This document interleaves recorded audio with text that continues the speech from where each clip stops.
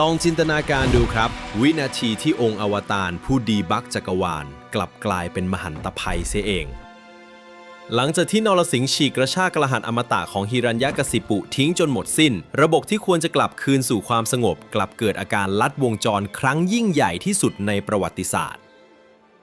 ในมุมมองของ Just Law นี่คือภาวะ System Overheat ครับพลังงานแห่งความพิโรธที่ใช้ในการทะลวงกฎของจักรวาลมันมหาศาลเกินไปจนตอนนี้สติสัมปชัญญะของมหาบุรุษถูกสัญชาตญาณสัตว์ป่ายึดครองไปจนหมดสิ้นนรสิงห์ในตอนนี้ไม่ใช่วีรบุรุษอีกต่อไปแต่เขาคือองค์อวตารผู้ล้างระบบที่กำลังจะลบทุกอย่างทิ้งอย่างไร้ความปราณีจำได้ไหมครับในตอนที่ผ่านมาเราเห็นการทำงานของ The Architect พระพรหมพระผู้สร้างที่ทิ้งเงื่อนไขอันซับซ้อนและมีช่องโหว่เอาไว้และ Lead Developer อย่างพระนารายณ์ผู้อวตารลงมาเป็นนรสิงห์เพื่อ Hard Reset ระบบที่ผิดเพี้ยนแต่คำถามคือเมื่อ Lead Developer ของเราเกิดอาการคลุ้มคลั่งจนคุมตัวเองไม่ได้ใครจะเป็นคนหยุดหายนะครั้งนี้วันนี้เราจะไปดูจุดจบของมหากาพย์ The Cosmic Glitch ครับเมื่อความยุติธรรมที่ปราศจากสติกลับกลายเป็นภัยคุกคามที่อันตรายที่สุดเสียเอง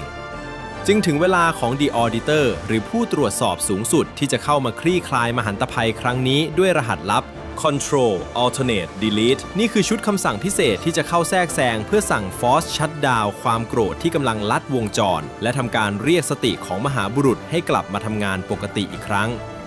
ยินดีต้อนรับสู่ The Cosmic Glitch EP 3 The Avatar's Wrath สยบอวตารพิโรธลบเพลิงโกรธนรสิงห์ณบัดนี้ครับ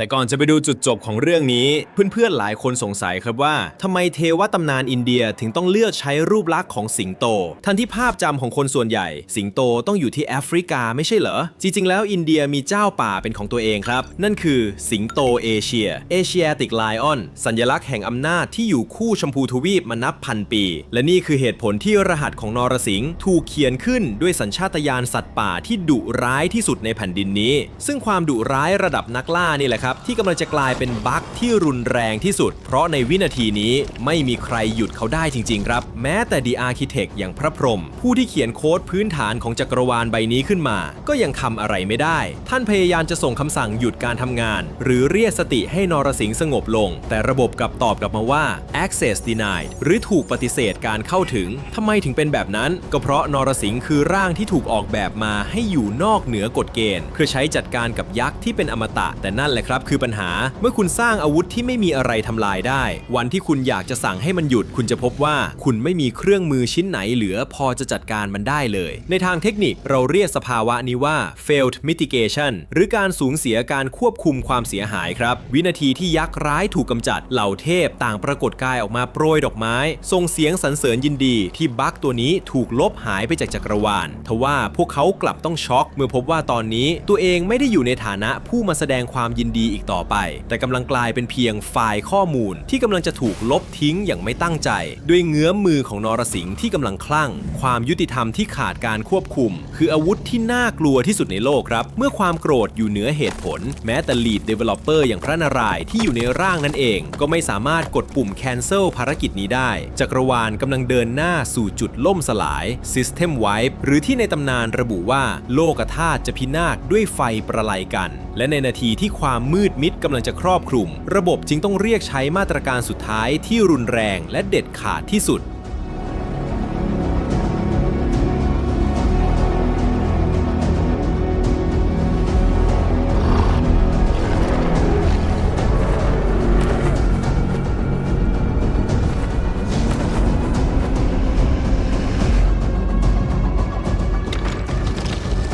ในนาทีสุดท้ายก่อนที่โลกธาตุจะพินาศด้วยไฟประไลกันถึงเวลาของตำแหน่งสูงสุดในสายงานตรวจสอบครับนั่นคือ พระศิวะในฐานะ The Auditor ผู้ถือสิทธิ์ขาดในการตรวจสอบและคงความเสถียรสูงสุดเมื่อ Lead Developer เริ่มคุมสถานการณ์ไม่อยู่ท่านจึงต้องทำการ Administrative Override เพื่อแทรกแซงในทันทีพระศิวะอวตารสู่ร่างสรพะซึ่งเปรียบเสมือนทางออกสุดท้ายของจักรวาลเป็นร่างที่ไม่ได้ถูกสร้างมาเพื่อข่มขวัญหรือทำลายรัศมีอันยิ่งใหญ่ของนรสิงห์แต่ถูกออกแบบมาเพื่อรับมือกับพลังที่ไม่มีใครในโลกธาตุจะต้านทานได้อีกแล้ว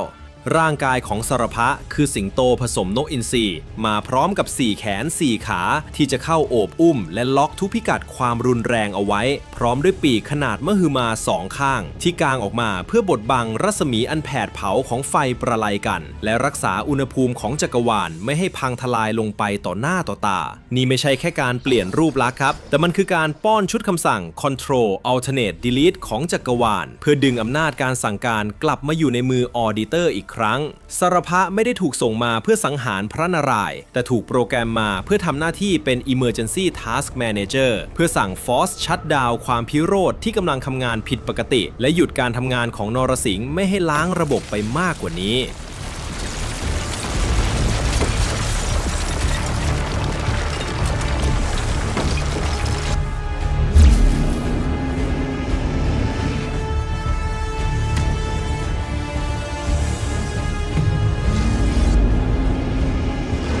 การต่อสู้นี้ไม่ได้จบลงด้วยความตายของฝ่ายใดฝ่ายหนึ่งครับแต่มันจบลงด้วยกระบวนการที่ Just Law เรียกว่า The Critical End Task หลังจาก Auditor อย่างพระศิวะใช้คำสั่ง Control Alternate Delete เข้าแทรกแซงท่านไม่ได้มาเพื่อลบพระนารายณ์ทิ้งครับแต่ท่านมาเพื่อสั่ง Force Quit หรือสั่งปิด Process ความโกรธที่กำลังทำงานผิดปกติจนเกือบจะเบิร์นจักรวาลทิ้งไป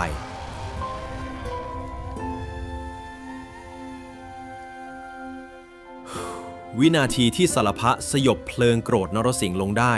พลังงานพิโรธที่เคยแผดเผาก็ค่อยๆเย็นลงเหมือนเครื่องจักรที่ถูกสั่ง Force Shutdown กระทันหันรหัสแห่งความบ้าคลั่งถูกถอดถอนออกไปพลังอวตารที่รุนแรงค่อยๆสลายกลายเป็นละอองแสงและกลับคืนสู่รูปโฉมเดิมของ Lead Developer นั่นคือพระนารายณ์ผู้สงบนิ่งในที่สุดจักรวาลที่เคยสั่นคลอนก็ได้รับการ System Restore ให้กลับคืนสู่สภาวะปกติอีกครั้งแต่นี่คือบทเรียนราคาแพงครับการแก้ปัญหาด้วยความโกรธหรือการใช้ความรุนแรงจัดการความรุนแรงจนเกินขอบเขตอาจนำมาซึ่งปัญหาใหม่ที่ใหญ่กว่าเดิมได้เสมอและบางครั้งการหยุดยั้งหายนะที่เกิดจากความหวังดีที่ผิดพลาดก็จำเป็นต้องใช้อำนาจที่เหนือกว่ามาหยุดยั้งอย่างเด็ดขาดและเท่าทันท่วงทีก่อนที่ทุกอย่างจะสายเกินไป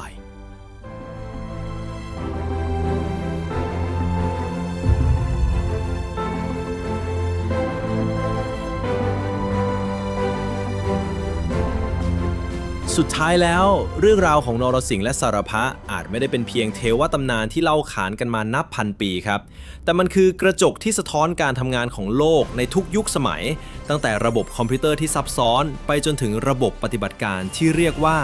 จิตใจของมนุษย์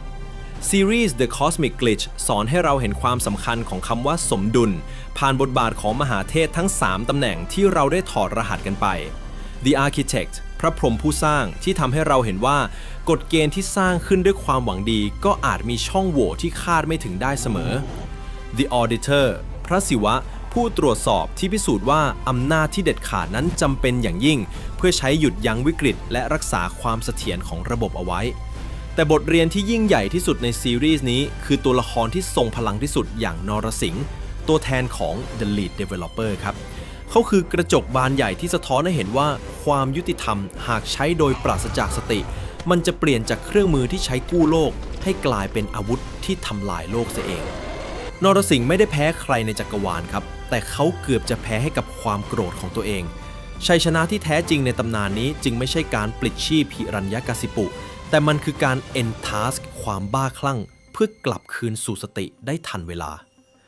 รหัสลับนรสิงห์ถูกถอดรหัสหมดสิ้นแล้วครับขอบคุณทุกท่านที่ร่วมเดินทางไปกับ Just Law ในซีรีส์พิเศษชุดนี้อย่าลืมกดไลค์กดแชร์และคอมเมนต์บอกเราหน่อยครับว่าคุณได้บทเรียนอะไรจากรหัสลับนรสิงห์บ้างหรืออยากให้เราพาไปถอดรหัสตำนานไหนเป็นเคสถัดไป